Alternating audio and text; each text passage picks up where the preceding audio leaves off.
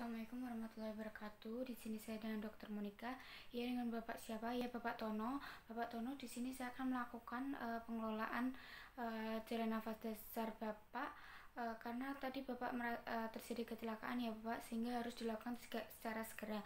Nah, apabila pasien dalam keadaan tidak sadar, maka kita lakukan informasi kepada keluarganya. Nah, selanjutnya saya akan melakukan cuci tangan terlebih dahulu dan melakukan pemasangan dari APD. Nah, kita pakai handscoon terlebih dahulu. Selanjutnya kita lakukan penilaian dari airway atau yang dinilai ada 3, look, listen, sama feel. Nah, kita look terlebih dahulu, kita lihat apakah pasien tampak sadar atau tidak. Nah, apabila dilihat apakah terjadi sianosis atau tidak, kemudian apakah terjadi agitasi atau tidak. Selanjutnya look, kita kita kasih rangsangan. Bapak bisa merangsang dari orientasi waktu ataupun tempat atau tidak. Apabila tidak, maka kita respon nyeri. Kita dengan menekan-nekan bapaknya, ya direspon nyeri, apakah bapaknya terdapat rangsangan respon nyeri atau tidak. Kemudian kita respon verbal, Pak bangun, Pak bangun. Nah, apabila bapaknya tidak bangun, berarti respon verbalnya juga negatif.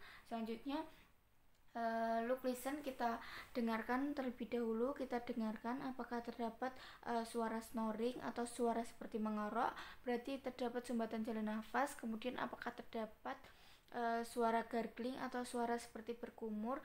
Kemudian apakah terdapat suara stridor yang menandakan adanya sumbatan jalan nafas yang total. Kemudian apakah terdapat suara hoarseness atau tidak. Selanjutnya kita feel, kita rasakan apakah terdapat hembusan di dalam mulut atau hembusan di dalam hidung dari pasien. Selanjutnya setelah itu kita apabila curiga trauma servikal, maka dilakukan pengelolaan jalan nafas lanjutan, yaitu chest pain protection.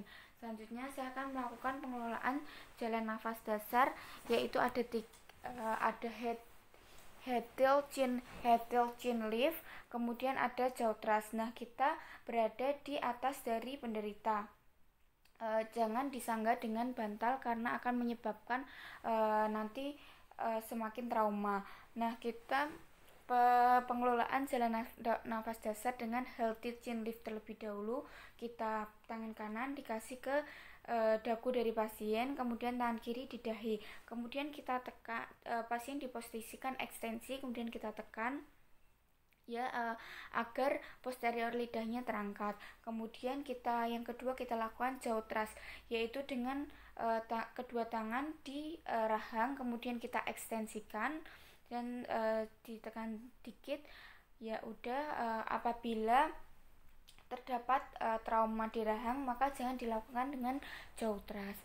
Nah, selanjutnya kita akan melakukan pengelolaan dengan alat bantu nafas apabila pengelolaan nafas dasarnya tadi masih tidak berhasil. Nah, dengan melakukan dengan alat bantu jalan nafas dengan OPA, kita masukkan terlebih dahulu, kemudian kita putar, kemudian kita posisikan segaris dengan tragus.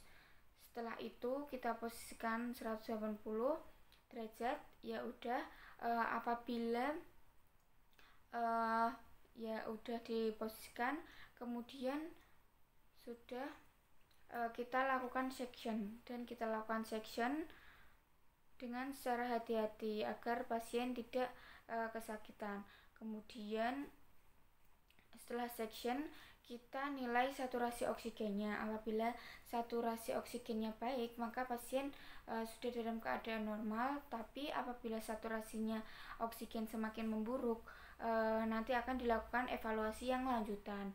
Kemudian setelah itu maka kita reevaluasi sumbatan jalan nafas pada pasien.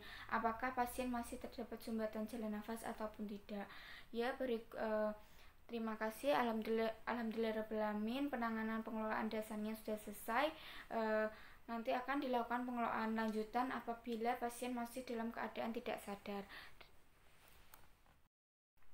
Assalamualaikum warahmatullahi wabarakatuh. Di sini saya Monica, dokter jaga di rumah sakit ini.